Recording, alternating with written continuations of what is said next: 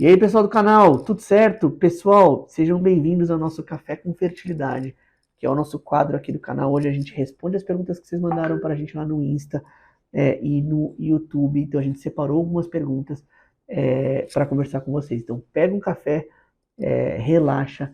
E por que a gente fala isso? Porque todo esse quadro nosso sai todo sábado, nesse mesmo horário. Então bora pro vídeo, bora para as perguntas, sem mais delongas.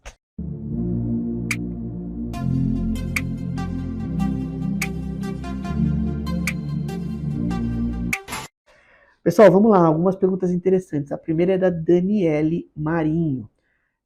Eu vou ler a pergunta para vocês e vou pedir para a Nicole deixar aqui também, para quem quiser mandar pergunta de áudio ou de texto para o nosso WhatsApp.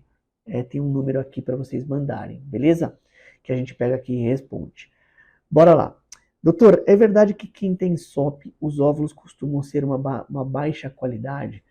Daniele, isso é uma coisa que a literatura tem uma dificuldade de mostrar, mas a gente consegue realmente ver que pacientes que têm síndrome do ovário policístico, elas podem sim ter comparativamente uma formação de blastocista um pouco menor do que pessoas que não têm.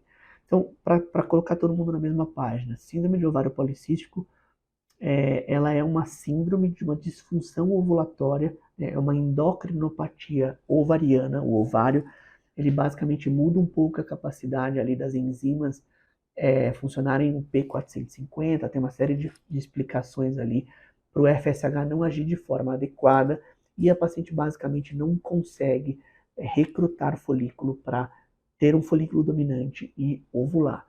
Só que o lado da teca, né, o lado do LH, que a gente chama, funciona de forma adequada e ela começa a produzir vários substratos para a produção de estradiol, para a produção do hormônio, mas isso não acontece. Então começam a sobrar esses marcadores de hormônio masculino, de mediadores de hormônio masculino. Então a paciente tem uma coisa que a gente chama de androgenização. O nome da síndrome é uma anovulação crônica hiperandrogênica. A paciente basicamente não consegue ovular de forma crônica e ela aumenta todo esse marcador androgênio. Tem várias outras repercussões periféricas, o paciente pode ganhar um pouquinho de peso, tem resistência periférica à insulina, ou seja, é uma síndrome muito rica, beleza? Bom, o que a gente sabe? Que esses folículos eles chegam ali no estágio pré-antral e antral, que não depende de hormônio, só que quando chega nesse estágio ele fica ali, basicamente ela vai acumulando esses folículos. Então, todos os folículos que ela tem no ovário são folículos que estão ali, que não foram recrutados. E que quando você dá remédio para ela e você aspira todos esses óvulos, a tendência é que você tenha mais estresse oxidativo, que você tenha um ambiente ali que faça com que você perca, assim, um pouco de qualidade ocitária. E quando você compara, por exemplo, 30 óvulos de uma paciente que não tem nada no ovário, que obstruiu a trompa, com 30 óvulos de alguém que tem ovário policístico, existe uma tendência menor ali, uma qualidade um pouquinho menor em pacientes que têm ovário policístico. Isso não significa que a paciente não vai formar bons embriões, que a paciente não vai engravidar, mas não seria uma excelente reserva ovariana com a síndrome verdadeira. Não existe essa relação direta. Existe sim um pouco de prejuízo. Beleza? Bora para a segunda pergunta, pessoal. Célia Souza. Boa noite, eu fiz a minha transferência de embrião no dia 17, ela não coloca exatamente o mês aqui, e desde que fiz a transferência ainda tenho cólicas há 2 dias. Isso é normal e tem algumas picadelas, eu acho que é uma sensação aqui que ela deve ter alguma coisa ali dentro. Célia, tem algumas informações importantes. O útero, ele continua modificando por uma série de coisas, por todo o hormônio que a gente usa nessa segunda fase, a progesterona faz um pouquinho disso, e toda a vontade ali que o embrião tem de implantar no útero. Acho que uma coisa importante, esses sintomas, cólicas leves, por exemplo, não estão relacionadas à taxa de gravidez. Então, tem pacientes que sentem cólica, que não geraram gestação, e tem pacientes que não sentem nada e engravidam pelo tratamento. Então, as cólicas elas não predizem tratamento positivo, isso é uma coisa importante. Segundo ponto, elas também não predizem negativo. Então, ter cólica não significa que você não vai engravidar. E até certo nível, isso pode ser sim fisiológico, porque toda a progesterona está ali, tem embrião, tem meio de cultura, tem a transferência. Então, algumas pacientes sentem um pouquinho de cólica durante este período. E aí, basicamente, você pode tentar mudar um pouco a progesterona, via de progesterona, usar alguns remedinhos para que você consiga passar por esse período sem grandes problemas. Grandes cólicas, normalmente eles podem estar assim, relacionados a alguma coisa na transferência. Beleza? Bora para a última pergunta de hoje, pessoal do canal, que é a Priscila Amarante. Minha gravidez foi há 7 anos atrás e foi por parto cesariana. A médica, na hora, falou que o meu útero estava fino. Isso é uma coisa que o médico às vezes pode falar, né? A paciente faz uma cesariana, porque ela abre ali, né? A médica abre bem um segmento chamado segmento inferior, que é um segmento um pouco mais fino e algumas pacientes podem ter esse segmento um pouquinho mais fino.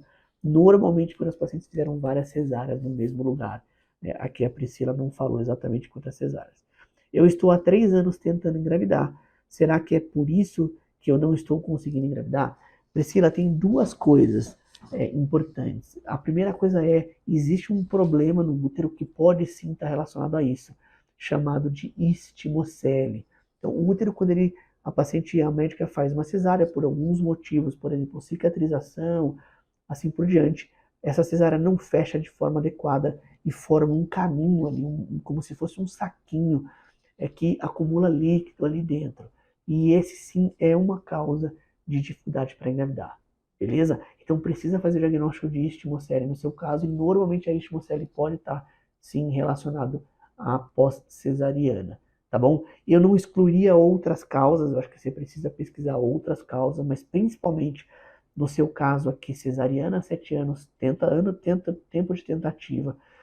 Não sei se você tem sangramento, escapes de sangramento, que é típico da istimocele, talvez pudesse ajudar aí a guiar o diagnóstico. Não é um diagnóstico difícil, a gente basicamente faz um ultrassom, e no ultrassom a gente consegue ver o músculo do útero e tem uma falha ali no músculo, que é exatamente onde foi a cesariana. Se você tem essa falha, se você tem quadro clínico, você pode ter istimocele, e a istimocele pode sim atrapalhar, beleza? Bom, como que a gente sabe que tem istimocele? Então, um ultrassom. A outra coisa, as pacientes típicas é que pacientes que menstruam e depois param de menstruar e um tempo depois sangram de novo. Ou sai um sangramento diferente. É o sangramento que ficou bem na istimocele ali, que é um sangue às vezes mais antigo, é um sangue um pouco diferente, é um sangue que pode te demonstrar aí essas alterações dentro do útero. Beleza? Pessoal, espero que vocês estejam gostando aí do café, que são perguntas que todo mundo manda. Talvez alguma dessas possa ajudar vocês aí em algum processo durante o tratamento de vocês. Queria agradecer demais você que ficou até aqui. Se inscreve no canal, ativa as notificações e eu vejo vocês aí nos próximos vídeos.